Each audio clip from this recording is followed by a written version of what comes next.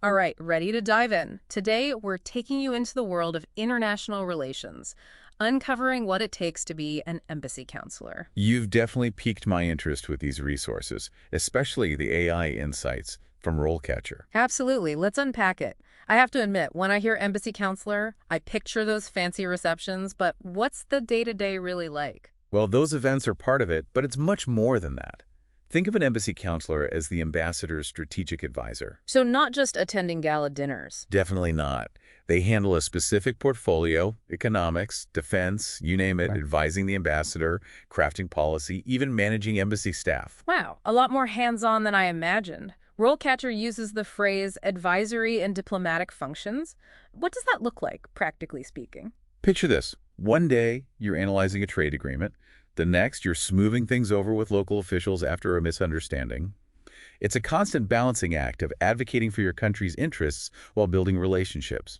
High-stakes diplomacy. And what about the skills needed? RoleCatcher seems to go beyond the usual get a degree advice. Anything that surprised you?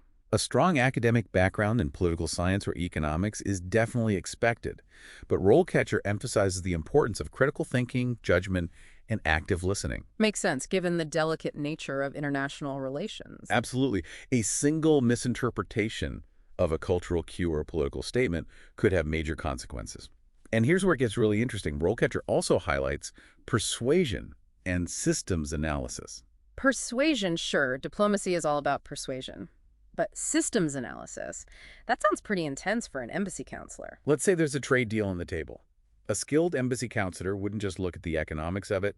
They'd analyze the political climate, potential social reactions, even historical tensions between the countries involved. So it's like a giant game of chess, anticipating moves and counter moves on a global scale. You got it. You have to understand how everything is interconnected and impacts the bigger picture. That's fascinating. So you've got the skills, you understand the complexities. What's next? What does climbing that embassy counselor ladder look like? It's a structured climb, with each step preparing you for the next. Usually you start with an entry-level position. Think of it as your diplomatic boot camp. So no jet setting to international summits straight out of university. Not quite. RoleCatcher's example profile for an entry-level counselor highlights tasks like supporting senior staff, conducting research, and preparing reports. It's about learning the ropes. Essential groundwork before you can call the shots. Exactly. You need to understand the inner workings of an embassy before you can effectively represent your country on the world stage. Yeah. It's all about that foundation, right? Understanding how things work in an embassy before you can really dive into the more challenging stuff.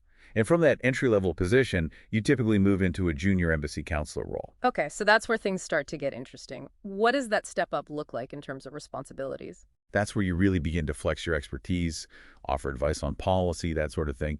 You might even be put in charge of a small team. Leading a team at that level, that's pretty impressive. Does RoleCatcher give any examples of what that would look like in a real person? They do. They highlight someone with a master's degree in international relations, makes sense, Yeah. right? And a few years of experience in the field. They might even have some industry certifications. This example even mentions their analytical skills and their ability to manage a team effectively.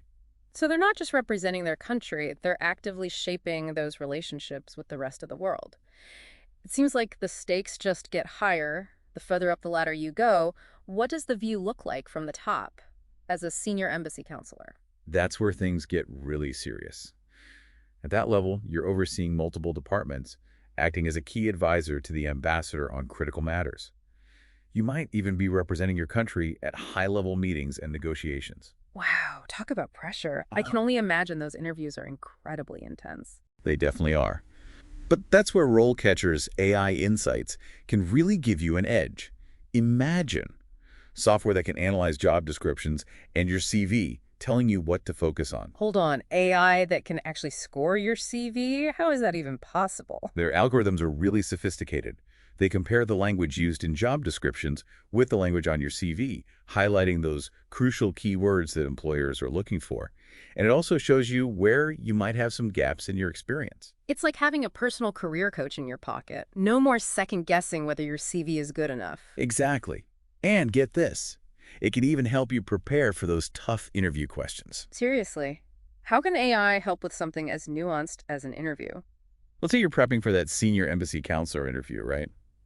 RoleCatcher has this huge database of common interview questions, specifically for that role. You'll likely be asked things like, describe your experience working with government officials, or how do you approach conflict resolution as a counselor? Those are some tough questions. Definitely not your run-of-the-mill interview questions. They really get to the heart of what it takes to excel in that role.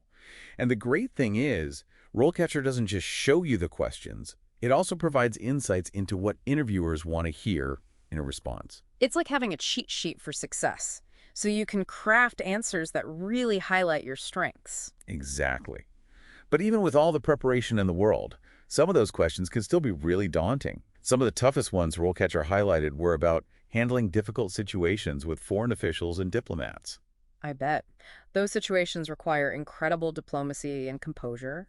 And I imagine cultural sensitivity comes into play a lot too. Absolutely. It's not just about speaking the language, is it? It's about understanding those unspoken cultural cues, the etiquette, the different communication styles. That takes a whole other level of skill. You're absolutely right. You've hit on a key point there. To be a truly effective embassy counselor, you need to be adaptable, respectful of those differences, and able to build rapport across those cultural lines.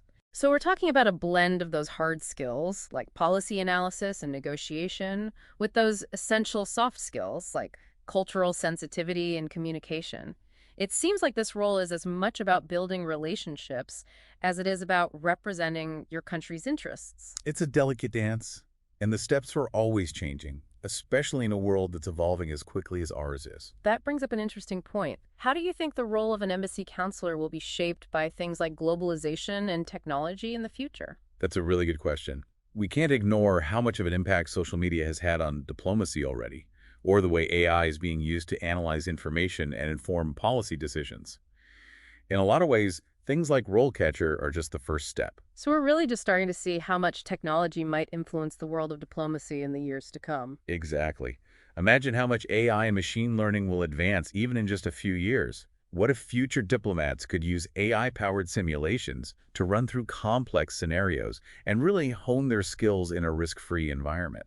That would be incredible. Or what about AI tools that could break down language barriers in real time, allowing for even more nuanced conversations between different cultures?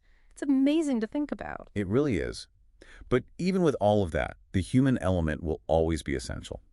Things like adaptability, cultural sensitivity, and a commitment to lifelong learning will be more important than ever in a world that never sits still. It sounds like a challenging but ultimately incredibly rewarding path for anyone who is drawn to international relations and thrives in challenging environments. Without a doubt, it's a challenging field, there's no denying that.